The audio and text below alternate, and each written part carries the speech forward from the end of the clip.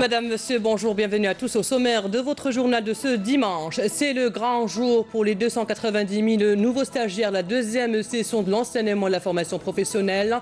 Le coup d'envoi de cette session de février a été donné ce matin depuis Batna. Nous nous intéresserons également dans notre journal au recyclage des déchets hospitaliers. Nous irons au CHU de Tizi Ouzou qui a adopté une nouvelle méthode dans la gestion des dasseries. Et du sport, dans la dernière partie de votre journal, notre spécialiste de la rédaction de Canal Algérie, Hakim Kachroud, sera avec nous en direct sur plateau. Il nous donnera les résultats de toutes les rencontres de ce week-end.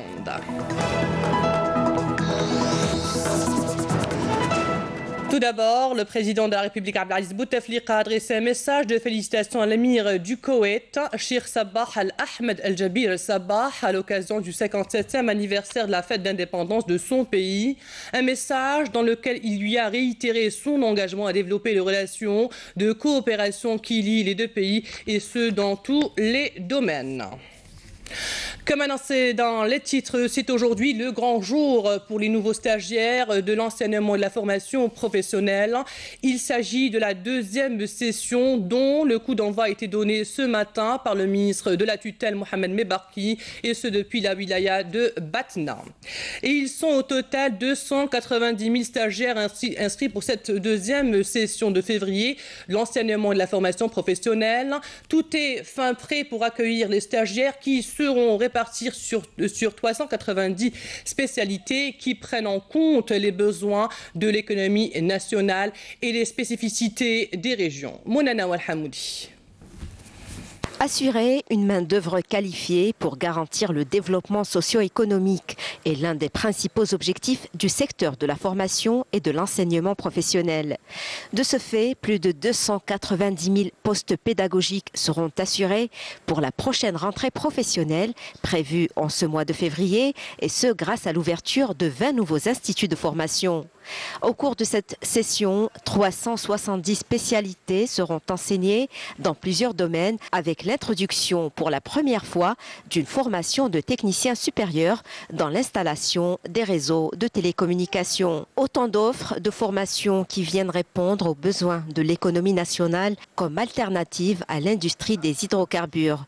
Des spécialités qui concernent des secteurs vitaux dont l'industrie, l'agriculture, le bâtiment et le tourisme. En outre, le secteur de la formation mise beaucoup sur le partenariat avec l'environnement économique en adoptant une stratégie axée essentiellement sur l'adaptation des spécialités de formation aux exigences du marché du travail. Dans cette perspective, plus de 13 000 conventions ont été conclues par ce département et des opérateurs économiques. Une stratégie qui s'appuie également sur la création de centres d'excellence, à l'exemple de la réalisation d'un institut de formation spécialisé dans l'industrie automobile et un autre pour la mécanique, en plus de nombreux autres centres destinés à développer les filières d'excellence concernant les métiers de l'énergie et de l'électricité. Selon les statistiques, 63% des porteurs de projets réussis sont diplômés des centres de formation, ce qui traduit la qualification de la formation dans l'entrepreneuriat et qui assure l'accompagnement des porteurs de projets en vue de faciliter leur insertion dans la vie professionnelle. Allons à présent au CHU de Tizi Ouzou pour nous intéresser à la gestion des déchets hospitaliers. Depuis 3 années déjà, une nouvelle technique est utilisée. Il s'agit de la sérilisation par vapeur. La méthode classique, à savoir l'incinération des dasseries, est révolue. Elle est considérée comme nocive pour la santé humaine et pour l'environnement également. Noureddine Rabia Karim Haïfa. C'est la solution pour la gestion des déchets biomédicaux. La technique est révolutionnaire, peu coûteuse et surtout saine pour l'environnement. La technique adoptée par le CHU de Tizi Ouzou depuis 3 ans est un dispositif de traitement des déchets d'activités de soins à risque infectieux qu'on appelle communément les dasseries, qui permet de transformer et de stériliser ces déchets afin de les réintroduire dans le circuit d'élimination des ordures ménagères. Mais avant, ces déchets sont triés en amont dans les services du CHU avant de les transformer vers le centre de traitement. Le tri devant le malade, après chaque soin. Parce que les chariots, déjà pour les déchets, pour tout ce qui est tranchant et tout, dans les conteneurs, on les met de côté. Ça va faciliter à chaque fois qu'ils n'auront par exemple le tchkek ou les bistouris qu'on utilise, on les met directement, ils ne vont pas être en contact avec les autres. On a une plateforme, on fait la pesée, on fait le tri. Ce n'est pas le tri, le tri il se fait au service. On regarde, on vérifie s'il n'y a pas de métal, s'il n'y a pas de déchets qui ne sont pas conformes. Les déchets déposés dans la trémie de récupération sont broyés mécaniquement dans un broyeur stérilisateur avant de tomber ensuite dans la cuve pleine. Un cycle de traitement est alors lancé et s'effectue automatiquement sur le principe d'injection de vapeur humide saturée. En fin de cycle, les déchets solides, stériles, secs, inodores et définitivement stables dans le temps sont déversés par gravité dans un récipient. Les liquides, quant à eux, sont filtrés, refroidis et décontaminés avant d'être évacués via le réseau des eaux usées. On a le déchet stérilisé, ou le déchet, ou le plâtre, كيفاش خرج لنا عندنا les cathéters, le déchet هذا فيه les cathéters, فيه les placentas, fait les objets tranchants, fait le verre, tout ce que l'hôpital génère comme d'acier. Le procédé sans pression, ni produits chimiques, ni ondes électromagnétiques permet le traitement de 150 kg de déchets en moins d'une heure, des déchets réduits à 1/5 de leur volume original sans émettre de substances nocives, de quoi intéresser les nombreux centres hospitaliers qui, pour certains, envisagent déjà de se lancer dans cette aventure pour réduire de façon significative le volume de leurs déchets. Un grand intérêt a été enregistré ces dernières années de la part des agriculteurs auprès du Centre national de contrôle des semences et des plants. Ce centre national offre plusieurs services, notamment la fourniture de graines, et il est d'un apport technique aux agriculteurs, et ce pour assurer une production de qualité. Voici un exemple dans une pépinière à Ain Alwi, dans la wilaya de Bouira, Rania Wadia, Manal, Boutouaba. C'est au niveau de cette pépinière dépendant de l'entreprise régionale du génie rural de Bouira que se font l'identification, le contrôle de l'état sanitaire, la traçabilité, l'inspection et la certification des plants d'olivier par des ingénieurs du Centre national de contrôle des semences et des plants qui suivent un schéma très strict et fournissent au final une véritable carte génétique et d'identité du plant jusqu'à sa commercialisation. Après achèvement de l'opération de contrôle, le PV de contrôle de la pépinière est remis aux producteurs. Quand les plants seront assez mûrs et pourront être commercialisés et qu'ils ne sont atteints d'aucune maladie, vient la deuxième étape qui est le contrôle des plants qui ont été validés durant la première au niveau de la pépinière. Ces plants porteront les caractéristiques du produit avec mention entre autres de la variété, du type et de l'année de production.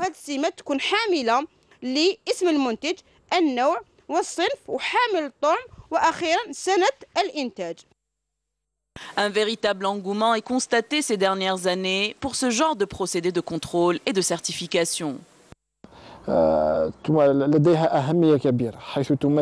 L'étape de contrôle est très importante puisqu'elle garantit la conformité et la qualité du produit final qui est commercialisé chaque année. Les agriculteurs ont compris ça. Ils s'adressent à notre pépinière pour avoir cette fameuse garantie. Notre pépinière a commercialisé plus de 300 000 arbres contrôlés dans le cadre du programme de développement des zones rurales.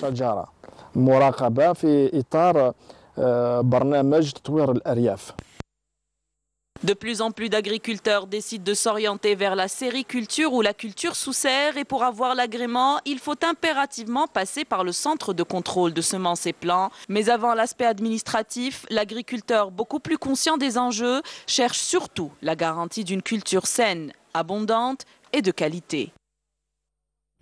Habitat à Médéa, un quota de 1342 logements, tout type confondus, ont été distribués hier. La conception des nouvelles villes doit désormais prendre en ligne de compte de nouveaux paramètres au plan de l'aménagement et de la gestion afin d'éviter les erreurs du passé, a déclaré hier depuis Médéa le ministre de l'Habitat, de l'Urbanisme et de la Ville, Abdelwahid Temar. Nussaïn Ben Saïdi. quota de 600 logements LPL et LSP sera distribué en mars prochain. Ce quota viendra s'ajouter aux 1342 logements, tous types confondus, répartis à travers plusieurs communes de la wilaya de Médéa. Au cours d'une cérémonie présidée par le ministre de l'Habitat, de l'Urbanisme et de la Ville Abdelwahid Tammad, les décisions d'attribution ainsi que les clés de logement ont été livrées à leurs bénéficiaires. Le ministre a assuré que plusieurs efforts sont fournis afin d'accélérer la cadence des travaux, des chantiers en suspens ainsi que les infrastructures nécessaires. Avec cette dynamique, notre but est d'encourager la wilaya au respect des délais de lancement des projets. Ceci est une directive du président de la République. Toutes les dispositions ont été prises pour relancer les projets en suspens à travers une vingtaine de wilayas. Les procédures de résiliation de marché ont été engagées à l'encontre d'entreprises défaillantes. La wilaya de Médéa est une wilaya connue pour les logements ruraux. C'est pour cela qu'un quota considérable lui a été attribué. Ainsi, 280 bénéficiaires issus de 20 communes de la wilaya ont pu bénéficier de ce programme 2018.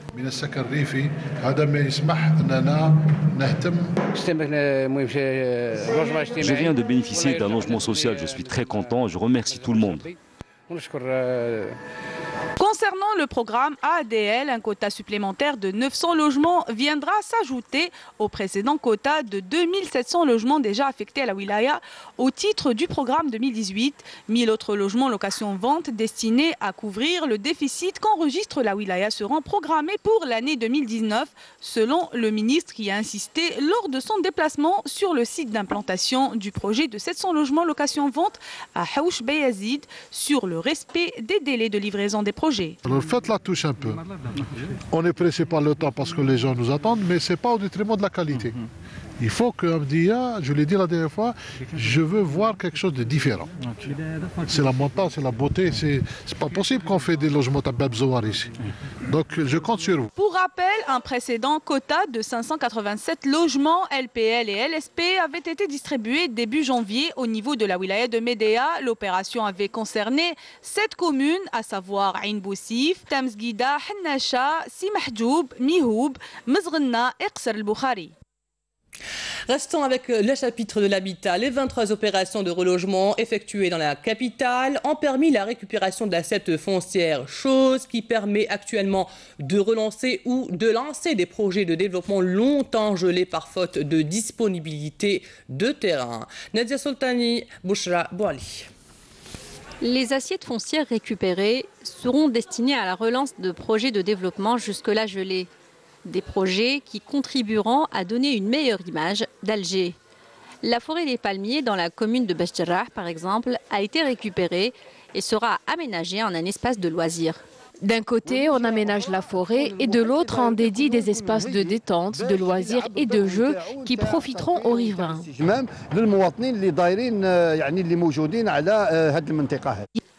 Les opérations de démolition se poursuivent afin d'assainir la situation et toucher toutes les zones concernées. 100 ouvriers, 40 engins et 100 camions sont mobilisés pour les opérations de démolition et de déblaiement. Des hectares qui viendront s'ajouter aux assiettes foncières de la capitale, ce qui offrira de nouvelles opportunités d'investissement et bénéficiera sans nul doute aux populations. Place au cinéma et début hier à Tizi Ouzou de la projection des films en compétition, la 16e édition du Festival culturel national annuel du film Amazir. Le ministre de la Culture, Azzedine Mihoubi, a souligné à l'occasion l'engagement de son département à encourager la production pour aller vers le professionnalisme. Amir Nebash. C'est parti pour 4 jours de projection de films, de débats, de conférences et d'initiation au 7e art pour les jeunes à travers des ateliers animés par des spécialistes. C'est le programme tracé par le commissariat de la 16e édition du Festival national du film Amazir. المهرجان فعلا يشكل فضاء هام لخدمة الأمازيغية، لخدمة السينما الأمازيغية، للعمل على تطويرها والاهتمام والالتفاف حولها. إذن الآن دخلنا الطبعة 16 من هذا المهرجان.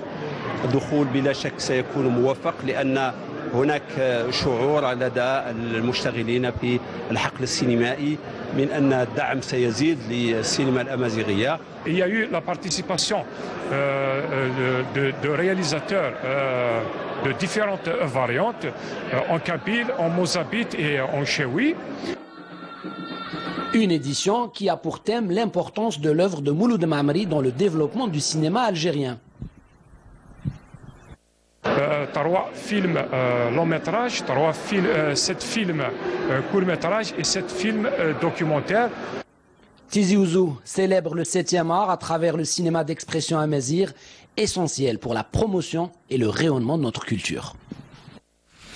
Place au sport et avec nous, notre collègue de la rédaction sportive Hakim Kachroud pour les résultats des rencontres de ce week-end. Hakim, bonjour. Bonjour Fella, bonjour à toutes et à tous. Mais d'abord, nous allons parler boxe et le pugiliste algérien Ilyas Abadi a remporté hier à Gardaïa son premier combat professionnel dans la catégorie des super moyens face au Français Anthony Brand, comme nous souligne Hassiba Abdallah. Sous les yeux d'un public enthousiaste, s'est déroulé pour la première fois à Gardaïa un combat professionnel de boxe. L'Algérie, représentée par un jeune de 26 ans face au champion olympique de la catégorie des super moyens de nationalité française. La partie, composée de 4 rounds, a été remportée par Ilyas Abadi, une première victoire pour ce jeune plein d'ambition. C'est mon premier combat et c'est un honneur pour moi de le gagner ici dans mon pays, à Gardaïa. Si Dieu le veut, je vais enregistrer à mon compte d'autres succès. Ce n'est que le début de l'aventure. Le public a été très présent. Je l'entendais par moments. Mais j'aurais voulu montrer plus que ça. Après, j'ai fait ce que j'ai fait. Cette soirée gala de la boxe a été également marquée par de nombreux combats destinés essentiellement à permettre aux jeunes pugilistes de s'adapter aux conditions dans lesquelles se déroulent les combats de la boxe professionnelle. Ces combats sont organisés parallèlement dans le but de promouvoir cette discipline dans la wilaya de Gardaïa et le sud de l'Algérie. Tous les moyens logistiques sont garantis et tous les moyens matériels et humains ont été mobilisés pour faire de cet événement sportif une réussite. L'événement est organisé sous l'égide du ministère de la Jeunesse et des Sports, de la Fédération algérienne de boxe et de la Direction de la Jeunesse et des Sports de la wilaya de Gardaïa. La nuit des champions a été aussi l'occasion d'honorer le champion mondial de boxe, l'Algérien Mohamed Belgasmiya. Un mot sur ce combat, Hakim, avant de parler de handball.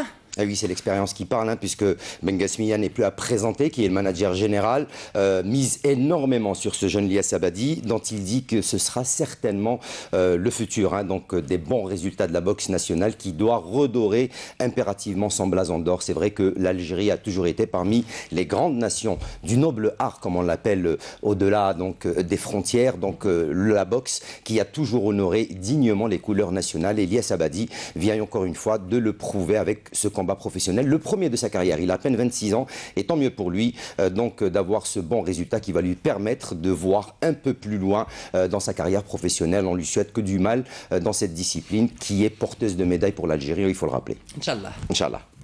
Et pour le handball, Hakim? Allez, le handball avec les résultats des matchs qui se sont joués ce week-end. On va démarrer tout d'abord par les messieurs avec de belles affiches qui se sont déroulées ce week-end dans les deux groupes, la poule A et la poule B. Avec dans la poule A, vous allez voir dans quelques instants les images, le groupement sportif des pétroliers qui s'est imposé sur le score de 24-21. Le CRB Barqi, pour sa part, s'est imposé devant l'HBC Albiar sur le score de 24-13. El Oued qui s'impose devant Tejnant sur le score de 26-24. Au classement de cette poule A, les groupements sportifs des pétroliers sont toujours en tête avec 14 points, suivi de Ain Touta deuxième avec 10 points. Au bas du classement, c'est le MB Tejnant qui ferme la marche avec un seul point. Ils sont 8e et bon dernier. Dans la poule B, le Cap de Borj Bouarerej s'est imposé devant Skikda 27-31. Bourgla, dont vous voyez quelques images, s'est imposé devant Serben Gawis sur le score de 27-23. Et puis enfin, le Serbel Harouch qui a gagné face à Seida 19-15.